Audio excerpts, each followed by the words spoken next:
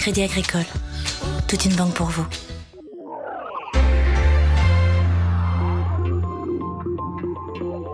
Juste avant de vous retrouver, nous évoquions la question des parts de marché au niveau international et également la question des lits froids.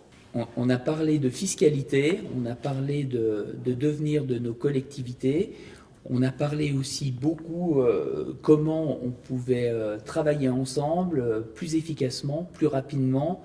Un sujet qui a été abordé ce matin, c'est la question du stationnement dans les hameaux, avec un terrain très contraint. Et lorsqu'on fait une opération de rénovation, eh bien, on peut se retrouver confronté à la difficulté de ne pas avoir de place de stationnement pour les locaux rénovés. Et ce qu'on faisait auparavant, si vous voulez, par le passé, on laissait les voitures en bord de route, etc. Mais le trafic routier n'était pas le même, par exemple. La sécurité routière n'était pas abordée de la même manière non plus. En soi, ce n'est pas un problème anecdotique. C'est-à-dire qu'à travers cela, c'est la capacité ou non à permettre à des familles de s'installer dans les vallées.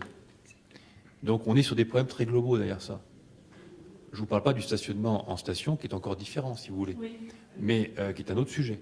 Là, on parle sur la vie, sur l'implantation démographique dans la durée, dans une collectivité. C'est un sujet important, parce qu'à terme, si on n'arrive pas à avoir une population qui s'installe localement, enfin, qui reste installée localement plutôt, c'est là où après ça, on a une déperdition démographique. Et derrière la déperdition démographique, c'est tout l'écosystème qui est remis en cause.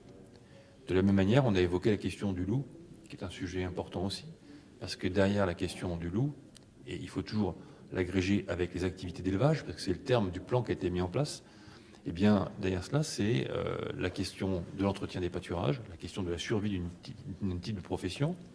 Donc tout ce travail-là, c'est un travail que moi je mène sur l'ensemble du département, et l'échange qu'on a eu là me permet de sentir un petit peu comment ça se passe ici.